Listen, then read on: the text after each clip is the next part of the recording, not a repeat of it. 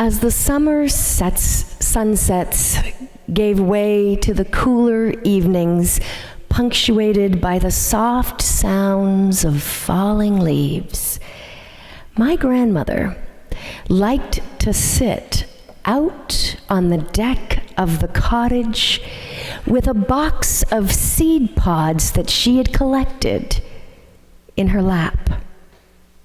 And the seed pods belonged to the beautiful blue, pink, purple lupin flowers that would pop straight up in the springtime and turn the rocky shoreline into a pastel painting of color. And I would watch my grandmother as she sat for hours plucking the miniature seeds from the pods. And some would slip between her fingers and fall beneath the deck boards and never become flowering plants. By the end of the week, my grandmother would have harvested maybe 2 small handfuls worth of potential. Tiny, grayish-brown flecks of shriveled seed that would become next year's scenic masterpiece. Harbingers of hope for those who worried that the mud-marbled white of winter was here to stay. For too long now, Toronto's Blue Jays have felt the long, cold winters. 21 consecutive seasons without clinching a single playoff spot. And to be sure, this weekend has been hard on fans. We're down 2 games in the series, but this is nothing compared to the 21 years where winter started in September and dragged its way to April. I remember the joy of the 1992 and 93 championship wins that had us dancing down Yonge Street by the thousands. Would a relapse of Jay's fever be so bad? Last year, I started to get hopeful again when we made it to the playoffs. And this year, it's gotten even worse for me. The Blue Jays championship nostalgia has led to some, strange and uncharacteristic behavior on my part. Last week, this included making Adrian sit through the 1989 movie Field of Dreams, where Kevin Costner, who to my mind is very dreamy, plays an Iowa farmer, Ray Kinsella, who hears voices in the cornfields. If you build it, he will come. Ease his pain and go the distance, says the voice. Ray's one regret in life is not healing the rift between himself and his baseball-loving father, John. But it is too late now, because John died a lonely man on the other side of the relationship abyss. Choosing to listen to the calling of the voices, Ray plows under his corn crop and builds a magical baseball field where characters from the past come out to live the dreams they could not fulfill while they were alive. Ray's neighbors think he is crazy for choosing to nurture the dream instead of the family farm. And it makes me think that not all seeds are equal. Choosing the right seeds to plant is as much a part of the human journey as anything else. That listening for that voice that calls you into the unimagined destiny and finding the courage to scatter seeds where others wouldn't dare is not for the faint of heart. For 23 years, Lillian Wambui of Naivasha, Kenya, has farmed the way her ancestors always had, growing maize and beans on her 4 acres of land. That is, until the rain became irregular and the winds of climate change threatened the whole farm and the livelihood of her family. And in 2009, like so many of the neighboring families, Lillian's family began receiving food aid because their farm was no longer sustainable. Hope. Hope came back into Lillian's life when an idea was planted in their community.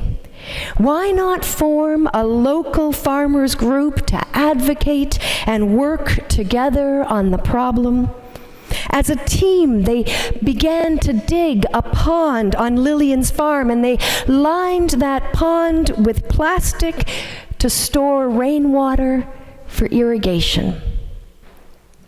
And they trained themselves to grow new crops in rotation: sweet potatoes, pigeon peas, cassava, fruit trees, with the seed money given to them by the Canadian Food Grains Bank. And the pictures of Lillian's farm this year are stunning. Lush, green, plentiful. The income from her farm provides more than enough to feed her family, pay school fees for all 6 children.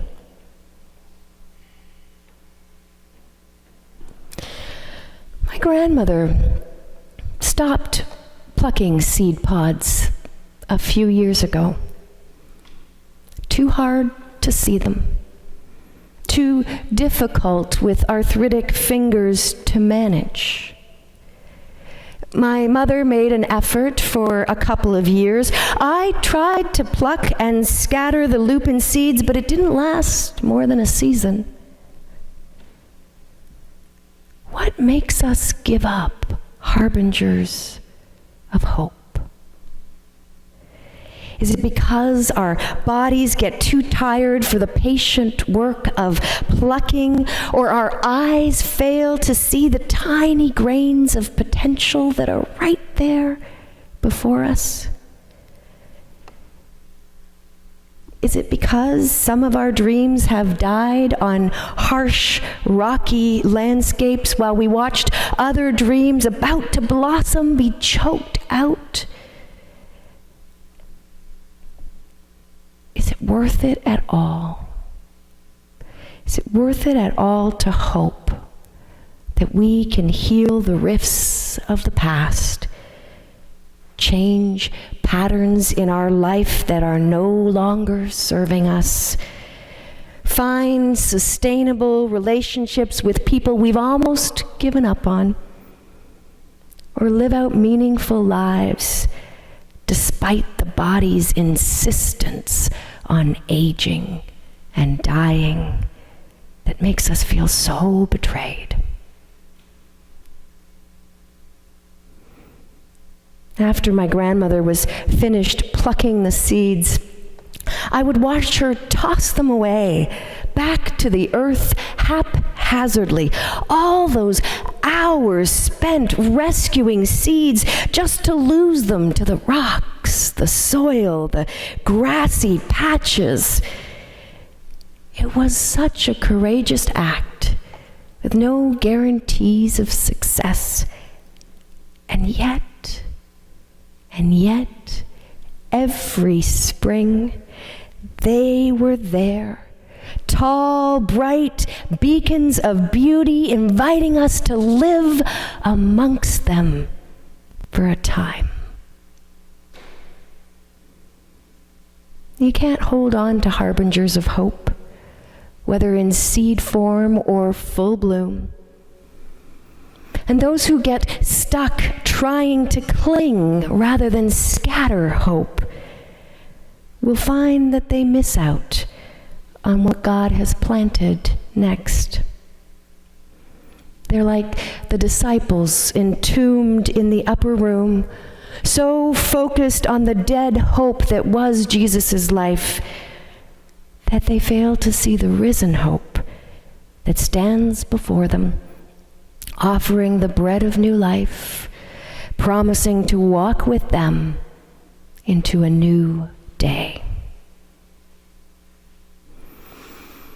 In my life, I have caught many glimpses of the divine sower who plucks my dreams from the shriveled, husky tombs that I have buried them in and scatters them about for me to find when I wake up from hibernation. Sometimes I hear the calling of the sower saying, "Trust me. If you build it, Christ will come." Sometimes I hear the answers that I need right in the community. So many times I've seen hope resurrected in this very church, where the thorny patches of individual lives and the rocky landscape of the world does not escape the sower's scattering. The eyes of the eternal seed sower never grow impatient. The fingers never grow arthritic. Who knows when winter will come for the beloved blue jays, or for ourselves when we will go into hibernation in fear for the sake of our small, precious lives. What I do know is that it only takes one tiny seed to transform the world into something breathtakingly beautiful. And for the gift of infinite grace contained in the seeds of God, I give thanks.